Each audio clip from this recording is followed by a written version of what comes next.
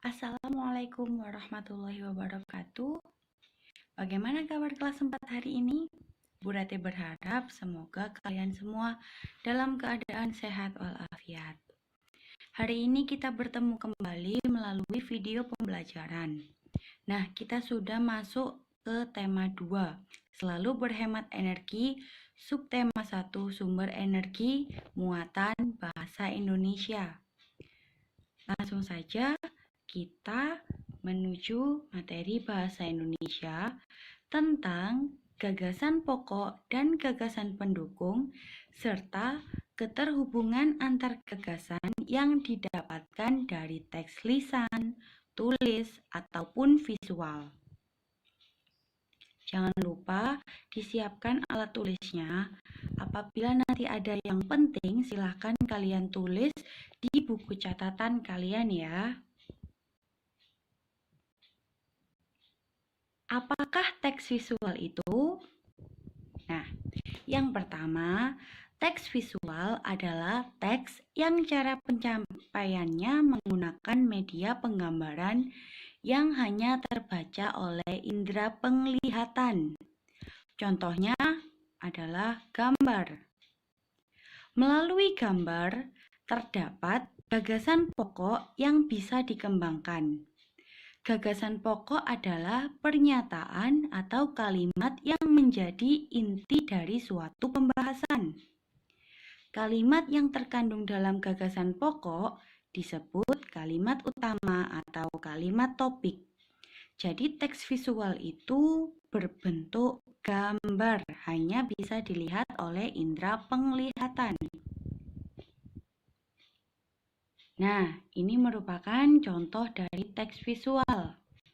Gambar seorang ibu sedang mematikan lampu, seorang anak yang sedang mematikan televisi. Berupa gambar. Kemudian, cara menentukan gagasan pokok dan gagasan pendukung teks visual. Pertama, mencermati dan mengamati teks visual dengan teliti. Yang kedua, temukan informasi-informasi yang terdapat dalam teks visual. Jadi kita amati, kita teliti, lalu apa yang kita dapatkan dari gambar tersebut. Dan yang ketiga, temukan gagasan pokok dan gagasan pendukung dalam teks visual. Setelah kita dapatkan informasi, kita tentukan apa sih maksud dari gambar ini. Nah, maksud dari gambar itu adalah gagasan pokoknya. Nah, kita coba mencari informasi penting dari teks visual yang ada di layar kalian. Informasi penting yang kita dapatkan yaitu menghemat energi listrik. Karena di situ terlihat bahwa ada ibu yang sedang mematikan lampu, ada anak yang mematikan televisi, berarti itu merupakan menghemat energi listrik. Yang kedua, alasan menghemat energi listrik. Yang ketiga, mematikan lampu dan mematikan televisi. Itu adalah informasi penting yang kita dapatkan dari teks visual yang ada di layar kalian. Selanjutnya, setelah kita mendapatkan informasi penting tadi, menentukan gagasan pokok dan gagasan pendukung untuk membuat suatu paragraf. Gagasan pokoknya, inti dari gambar itu tadi adalah menghemat energi listrik. Nah, informasi penting lainnya tadi dapat digunakan sebagai gagasan pendukung, yaitu 1. Alasan menghemat energi listrik. 2. Cara menghemat energi listrik. Langsung saja, dari gagasan pokok dan gagasan pendukung yang sudah kita tentukan lagi, dapat disusun menjadi paragraf. Misalkan kita beri judul yang sesuai yaitu hemat energi listrik.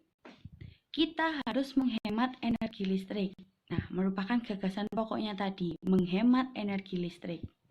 Kemudian dilanjut dengan gagasan pendukung.